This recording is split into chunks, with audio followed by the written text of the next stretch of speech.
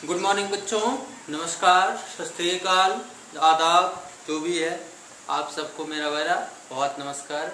आपका हमारे YouTube channel study with Yogesh sir में बहुत बहुत स्वागत है। जैसा कि कक्षा 9 के हम साइंस को पढ़ रहे हैं, जिसमें फिजिक्स पढ़ रहे हैं। 2 लेसन हमने समाप्त कर लिया है। पहला था गति, दूसरा था बल। आज का हमारा जो नया चैप्टर है वो है गुरुत्वाकर्षण। आप विज्ञान की अब धीरे धीरे पकड़ में आ रहे हैं। अब तक हमने बहुत सारी चीजें सीखी, राशियों के बारे में जाना और उन राशियों के बारे में कुछ पढ़ा भी, इधर उधर बहुत कुछ जाना। लेकिन अब हम कुछ और एडवांस विज्ञान में कुछ स्पेशल पढ़ने की कोशिश करेंगे, क्योंकि गुरुत्वाकर्षण आपको कुछ स्पेशल ही बताने की कोशिश करेगा।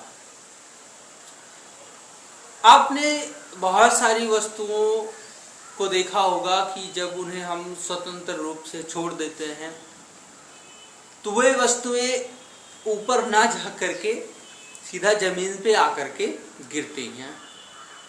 अब आप कह रहे होंगे सर ये कौन सी नई बात है, ये तो मैं तो बहुत बार सुन चुका हूँ, ऐसा बहुत बार देखा भी है मैंने, ये आप क्या नया इसमें बता रहे हैं। तो मैं आपको नया बताऊंगा। आपने शायद जो भी आप पढ़ रहे होंगे इसमें से कुछ लोगों ने ये सुना हो कि जो वस्तु हम स्वतंत्र रूप से छोड़ देते हैं वो पृथ्वी की ओर गुरुत्वाकर्षण बल के कारण आती है, क्योंकि पृथ्वी प्रत्येक वस्तु को अपनी ओर आकर्षित करती है। कुछ लोगों के पास और थोड़ा बहुत अधूरा ज्ञान होगा, लेकिन आज हम कोशिश करेंगे कि आपके ये सारे अधूरे ज्ञान पूरे हो जाएं और आप जिस कक्षा में पढ़ रहे हैं, कक्षा 9 में पढ़ रहे हैं, इस कक्षा से रिलेटिव आपको गुरुत्वाकर्षण के बारे में जो कुछ बताएं वो आपको पूरी तरह आ जाए। इससे पहले कि हम आपको कुछ और बताएं इसमें नया, आप अगर चैनल पे नए हैं तो चैनल को सब्सक्राइब करें, लाइक करें, शेयर भी कर दिया करें, क्योंकि ये सब करने में आपका पैसा नहीं लगता है, ठीक है। और इस महामारी के चलते, कोरोना कोविड-19 के चलते आप सबको पता है कि हमारे लिए पढ़ाई करना कितना मुश्किल हो गया है। आपको लगता होगा कि कक्षा 9 को हम पढ़ करके कौन सा बोर्ड का एग्जाम देना है, हम क्या उखाड़ लेंगे। तो ऐसा आप मत सोचिए, क्योंकि जब आप कक्षा 9 में ध्यान से नहीं पढ़ेंगे तो फिर 10th में आप एग्जाम के लिए पढ़ेंगे और 11th 12th पढ़ने के बाद जब आप अपनी 12th स्टैंडर्ड की कक्षाएं पूरी कर लेते हैं तब आप फिर से कोचिंग लगाते हैं कंपटीशन की तैयारी करने के लिए, है ना। और वही कंपटीशन वाले यही चीज आपको दोबारा पढ़ाते हैं एक्स्ट्रा पैसे ले लेकर के।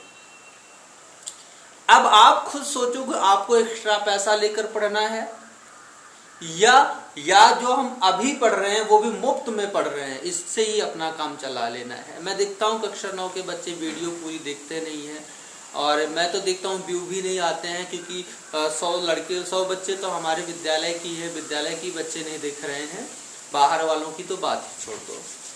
तो चलिए, आज हम गुरुत्वाकर्षण पे चर्चा कर रहे थे और आपको बता रहे हैं कि गुरुत्वाकर्षण क्या है। या आपको जैसे मैंने कहा कि किसी वस्तु को, जैसे ये मैंने चौक लिया और चौक को छोड़ दिया, तो चौक को छोड़ते ही वो तुरंत, ये देखो, तुरंत नीचे की तरफ भगता है।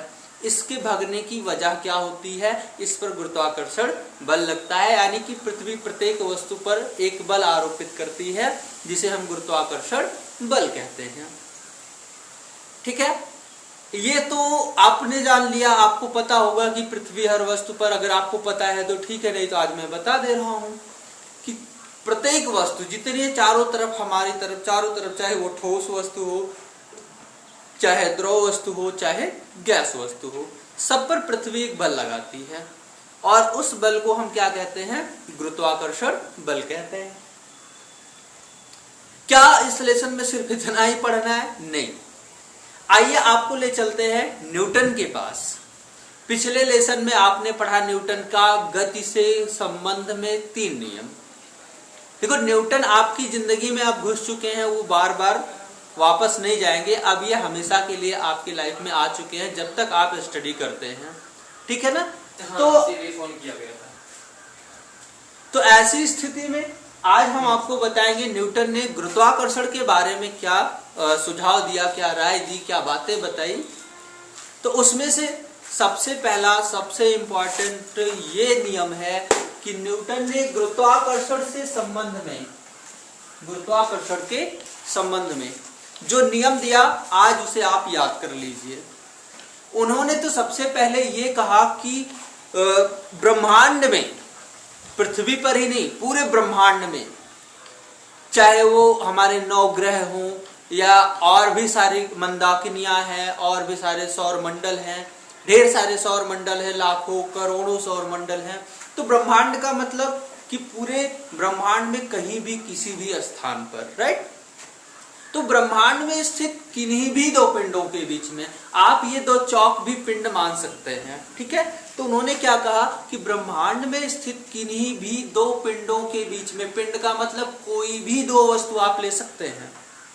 जैसे हमने ये ले लिया, मान लिया ये एक वस्तु है, दूसरी ये वस्तु है। ये ब्रह्मांड में कहीं भी हो, जरूरी नहीं कि पृथ्वी पर ही हो, मंगल ग्रह पर भी ले जा सकते हो, या ग्रह पर ना हो, आप 2 ग्रहों के बीच में भी चेक कर सकते हो। तो क्या कहा न्यूटन ने, रिपीट करता हूं कि ब्रह्मांड में स्थित किन्हीं भी 2 पिंडों के बीच में एक आकर्षण बल कार्य करता है। यानी कि आप 2 ईंट लेते हो तो वो ईंट भी एक दूसरे को अपनी एक दूसरे की ओर आकर्षित करती हैं, खींचती हैं। ये न्यूटन ने बताया और वो प्रूव करके भी दिखाए। आपको भी मैं करके दिखाऊंगा जैसा उन्होंने किया था। तो सबसे पहले उनका नियम तो जान लेते हैं। उन्होंने क्या कहा कि आप ब्रह्मांड में कहीं भी 2 पिंडों को अगर लेकर जाते हैं, या ब्रह्मांड में कहीं भी 2 पिंड स्थित हैं, तो उन दोनों पिंडों के बीच में एक अट्रैक्शन यानी कि आकर्षण बल, एक दूसरे को खींचने वाला बल कार्य करता है। वो बल कुछ बातों पर निर्भर करता है। वो जो आकर्षण बल, यानी कि अगर हमने एक पिंड ये ले लिया A और दूसरा ले लिया V, तो ये वाला इसको खींचेगा, ये वाला इसको खींचेगा। तो ये आकर्षण बल जो लग रहा है दोनों के बीच में, ये कुछ निम्नलिखित बातों पर निर्भर करता है। वो बातें कौन सी हैं, क्या आप जानना चाहेंगे? आइए देखते हैं। मान लिया कि आपको तो बता दें कि सबसे पहले कि कोई वस्तु है, तो उस वस्तु का द्रव्यमान कभी शून्य नहीं हो सकता। वो चाहे आप ठोस लें, चाहे द्रव लें और चाहे गैस लें, न ठोस का, न द्रव का, न गैस का, किसी का द्रव्यमान कभी भी शून्य नहीं हो सकता। अगर आप प्रूव करके दिखा दें तो 500 रुपए मुझसे ले जाएं। तो आपने अगर कोई 2 वस्तु लिया तो उसका कुछ ना कुछ द्रव्यमान रहा होगा। द्रव्यमान की अंग्रेजी क्या होती है? मास होती है। यानी कि m से लिखना स्टार्ट करते हैं। अर्थात कभी भी हमें द्रव्यमान लिखना होता है तो उसे m से नोट किया जाता है। तो अगर हमने 2 पिंड लिया है तो दोनों को m और m तो नोट नहीं कर सकते कि पहले का द्रव्यमान m है, दूसरे का m है। कैसे जानेंगे पहले का कितना है और दूसरे का कितना है? तो पहले का मान लिया इसका द्रव्यमान m1 है और इसका द्रव्यमान मान लिया m2 है। न्यूटन ने क्या कहा? न्यूटन ने कहा कि इन दोनों पिंडों के बीच में, एक बार रिपीट करते हैं पूरा, उन्होंने फिर से आप सुनिएगा कि 2 पिंडों के बीच में एक आकर्षण बल कार्य करता है और वो आकर्षण बल 2 बातों पर निर्भर करता है। पहली बात क्या थी? उनके द्रव्यमानों पर, और दूसरी बात क्या है? उनके बीच की दूरी पर। यानी कि अगर हम द्रव्यमान को घटाएं या बढ़ाएं तो बल घट सकता है या बढ़ सकता है। दूरी को घटाएं या बढ़ाएं तो बल घट सकता है या बढ़ सकता है ना। कितनी बात पर निर्भर कर रहा है? 2 बात पर। दोनों बातें कौन कौन सी हैं? पहली बात उसके द्रव्यमान पर और दूसरी बात उसके बीच की दूरी पर। ठीक है, तो उन्होंने क्या कहा, पूरा नियम सुन लेते हैं और नियम लिख लेते हैं एक बार। सुनिएगा, न्यूटन ने कहा कि दो पिंडों के बीच में, ब्रह्मांड में स्थित दो पिंडों के बीच में एक आकर्षण बल कार्य करता है।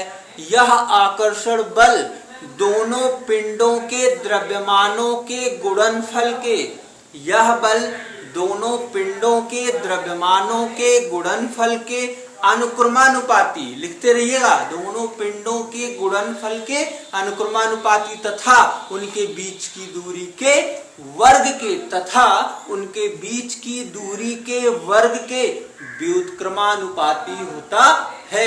यही न्यूटन का सार्वत्रिक गुरुत्वाकर्षण नियम है। यही न्यूटन का सार्वत्रिक गुरुत्वाकर्षण नियम है। सार्वत्रिक का मतलब जो हर जगह सदैव सत्य हो, उसे कहते हैं सार्वत्रिक। तो यही न्यूटन का सार्वत्रिक गुरुत्वाकर्षण नियम है। ठीक है, इसके आगे हम आपको पढ़ाएंगे अगली वीडियो में। इतना आप लर्न करिए, राइट करिए। तब तक के लिए बहुत बहुत धन्यवाद।